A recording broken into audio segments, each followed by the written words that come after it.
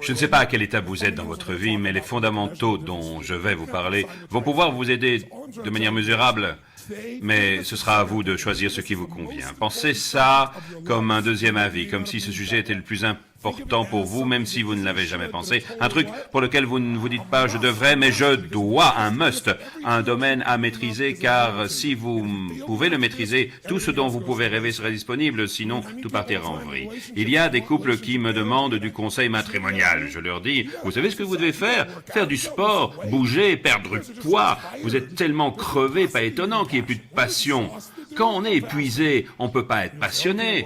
Alors on me dit, ok, je vais planifier, je vais m'organiser, d'abord trouver le meilleur coach. Je les revois 2 mois plus tard, ils sont encore en train de planifier. On me répond, non, mais je veux trouver le meilleur coach et bien programmé. Là, je dis, avec tout le respect que je vous dois, vous n'avez pas besoin de plan, pas besoin de coach, juste quelqu'un qui soit derrière vous et qui crie, cours! Bouge! Arrête de planifier, bouge! On vit dans une société où plus personne ne bouge. Comment on se fait mal aujourd'hui? Pas en jouant au rugby ou au foot. On se fait mal en écrivant. En ramassant son crayon. Aïe, aïe, ah, ça fait mal. On se fait mal tout le temps parce qu'on n'utilise plus notre corps, on vit dans des boîtes. Pensez à notre vie aujourd'hui comparée à celle pour laquelle nous avons probablement été créés. Pour courir, chasser, créer, procréer, élever des enfants, bouger, cultiver, pour faire toutes ces choses qui nous faisaient utiliser notre corps. Aujourd'hui, on fait quoi? On se réveille et on va dans une boîte. On va d'une boîte à l'autre. Mon petit déjeuner, c'est dans une boîte. Je prends ma voiture qui est une boîte. Pour aller jusqu'à ma boîte, ou je travaille dans un bureau qui est une boîte. Je prends une boîte qu'on appelle ascenseur, pas l'escalier bien sûr. Une fois au bureau, je tape sur une boîte. Je parle dans une boîte. Les réunions, c'est dans des plus grandes boîtes où je tape sur et j'écoute des petites boîtes. J'écoute de la musique en boîte. Pour manger, j'ouvre une boîte. Pour rentrer, je prends le train ou le métro, serré comme dans une boîte. Mon appart ressemble à une boîte et j'allume la boîte. Je tape encore sur des boîtes, je te laisse un message dans ta boîte et pour changer d'humeur, je me sers une boîte. Peut-être. Et faire de l'exercice pour la plupart des gens, ça veut dire remplir la baignoire, retirer le bouchon et nager à contre-courant. C'est le monde dans lequel on vit. Alors, c'est pas compliqué de comprendre pourquoi on est si gros et qu'on est toujours un peu fatigué et qu'on se crée autant d'acidité dans le corps parce qu'on consomme des aliments qui n'ont plus rien de vivant en eux. Il n'y a plus de nutriments, c'est chimique ou irradié. Tout ça peut paraître insurmontable, mais si on faisait appel à notre bon sens et si on était vraiment engagé, tout pourrait s'arranger. Et ce que je voulais vous dire, c'est vraiment ça. On ne va pas prendre la journée pour voir comment faire. On va voir pourquoi. Parce que la réussite, c'est 80% de psychologie et 20% de mécanique. C'est les croyances que vous avez qui vous guident dans vos décisions. Écoutez, si vous prenez une autre décision, allez-vous faire autre chose, oui ou non? Si vous faites autre chose, allez-vous obtenir autre chose? Donc, aujourd'hui, je vais vous inviter à prendre d'autres décisions sur ce que vous allez croire concernant la santé, l'énergie, et à quel point ces choses-là seront importantes pour vous à partir de maintenant. Qu'est-ce qui va devenir des must pour vous? L'énergie, je connais, faites-moi confiance. Et j'aimerais que vous en ayez encore plus que moi. Tout ça doit être possible sans effort à l'avenir, que vous ne soyez plus épuisé et que tout ça soit durable. Comment faire du durable? Créer la base. Et une fois qu'on a la base, la remettre en question et grandir, puis célébrer ces résultats et se récompenser. Et cette célébration va consolider la base parce qu'on se sent mieux et on veut encore faire mieux, mieux manger, mieux jouer. Dès que vous commencerez à vous habituer à vous entraîner, vous allez adorer. Et donc votre base sera plus forte et vous pourrez relever un plus grand défi encore et vous vous récompenserez encore et c'est ainsi que les riches deviennent plus riches, les heureux plus heureux, les gens en bonne santé en meilleure santé, les pauvres plus pauvres, les déprimés encore plus déprimés, les malades encore plus malades. C'est une question dynamique. Aujourd'hui, nous allons parler de ce processus de la dynamique. Mon but aujourd'hui, c'est que vous repartiez avec plus de certitude, la certitude de posséder les réponses qui pourront vous guider et que bien sûr, vous rencontrerez des obstacles dans votre environnement, mais quelle que soit la situation, vous pourrez faire face et que vous pourrez mieux vous occuper de vous et que vous dégagiez tellement de force que les gens vous demanderont « Hey, elle vient d'où, cette énergie?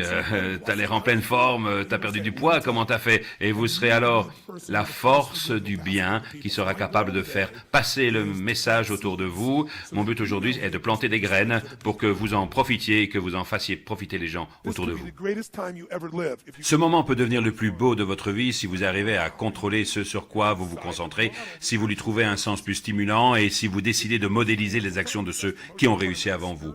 Il peut devenir le plus beau moment financièrement, émotionnellement, spirituellement, mais vous devez maîtriser votre état. Et si vous pensez qu'une fois suffira, vous vous trompez. Vous allez devoir adopter des rituels. Dans cette salle, vous êtes tous contrôlés par vos rituels. Pas que celui-là, je veux dire, tous les matins, vous vous levez. Rien qu'à vous regarder maintenant, je peux deviner vos rituels. Pour certains, le rituel, c'est de faire du sport 5 fois par semaine, c'est clair. 4 à 6 fois par semaine, ça saute aux yeux. Sinon, vous n'auriez pas cette apparence. Du sport, je sais pas, marche, course, gymnastique, chez certains, c'est évident que c'est du bodybuilding. Rien qu'à voir les muscles. Je peux deviner vos rituels parce que vous êtes dépendant de vos rituels, mais si vous n'avez pas les bons, vous ne vivez pas ce que vous devriez, vrai? Il y a des rituels qui vous mettent dans des états propices et d'autres pas. Vous avez des rituels pour vos relations, pour votre corps, pour vos finances, et les rituels qui fonctionnaient en automne, à la saison des récoltes, dans les affaires, la finance ou l'immobilier, ne vont plus fonctionner maintenant. Si vous faites ce qu'il faut, au mauvais moment, vous allez souffrir.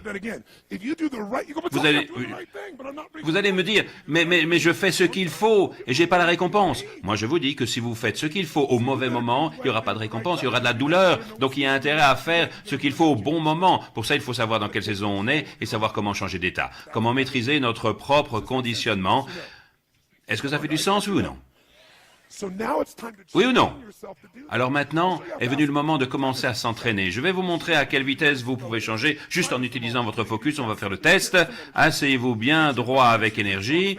Vérifiez que vos voisins aussi, sinon faites les ajustements physiologiques nécessaires. Chatouillez-les, ça peut aider. Regardez autour de vous dans la salle et trouvez tout ce qu'il y a de brun. Très vite.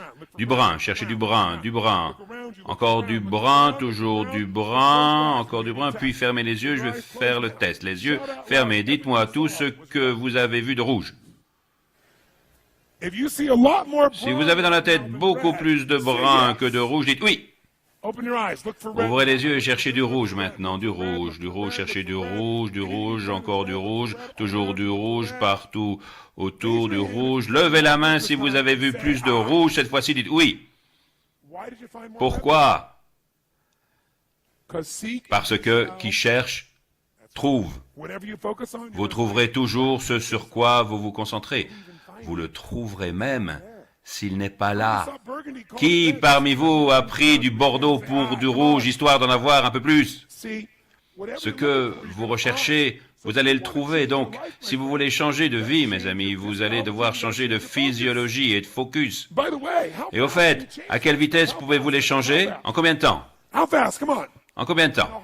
En un battement de cœur une fois que vous voulez prendre le contrôle de votre conditionnement. C'est tout. Et c'est rapide. En vous posant une question ou deux.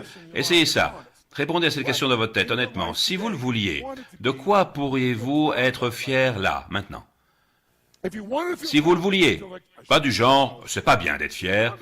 Non, si vous le vouliez, si vous vouliez ressentir de la fierté, de quoi pourriez-vous être fier? De vos enfants? De votre santé? De votre corps? Avez-vous un jour un problème et au lieu de vous enfuir, vous avez fait face et vous l'avez réglé? De quoi pouvez-vous être fier aujourd'hui? Si vous le vouliez. Vous avez trouvé quelque chose? Et quand vous pensez à cette chose dont vous êtes fier, qu'est-ce qui déclenche cette fierté, en fait? Vous vous concentrez sur quoi pour ressentir cette fierté?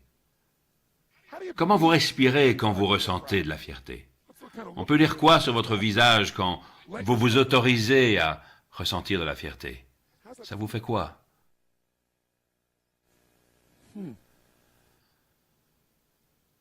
Pensez à un autre domaine de votre vie pour lequel vous avez de la gratitude.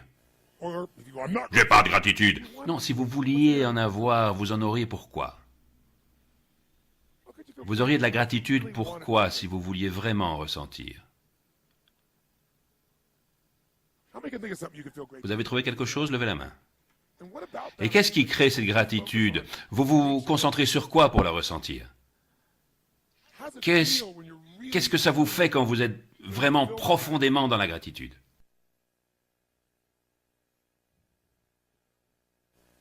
Si vous vouliez vraiment trouver votre vie excitante, là, maintenant, qu'est-ce que vous vous diriez? Sans tenir compte des autres, qu'est-ce que vous trouvez excitant dans votre vie? Si vous le vouliez, qu'est-ce que vous diriez? Sur quoi vous pourriez vous concentrer? Soyez positif, même pour une fois, sur quoi vous devriez vous concentrer pour dire que votre vie est excitante. Qu'est-ce qui vous excite dans votre vie?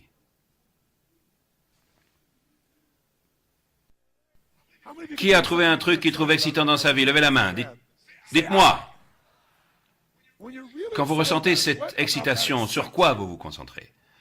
Quand vous êtes vraiment excité, comment vous vous sentez? Comment vous parlez? Votre vie est comment? Au fait, quand vous êtes tout excité, est-ce que ça influence les autres, oui ou non? Absolument. Au fait, est-ce que vous vous sentez déjà différent de tout à l'heure? Dites oui.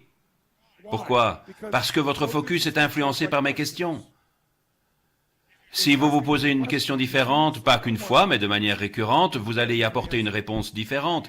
Si vous vous posez une question idiote, vous donnerez une réponse idiote qui vous mettra pas dans un état propice. Il y en a qui disent « Pourquoi ça m'arrive jamais qu'à moi ?» C'est pas que ça n'arrive jamais qu'à toi, mais ton cerveau, c'est comme un ordinateur. Tu lui poses une question, il va te répondre du genre « Parce que tu le mérites, du con ». Il y en a qui disent « Comment ça se fait que j'arrive pas à maigrir ?» Tu peux perdre du poids, mais si tu continues à te poser cette question, ton cerveau te répondra parce que tu bouffes n'importe quoi. À question idiote, réponse idiote. Posez une meilleure question et vous aurez une meilleure réponse. Et ce que vous devez vous rappeler, c'est que vous pouvez changer d'état en combien de temps? En combien de temps? Et si vous en prenez l'habitude, vous vivrez une autre vie.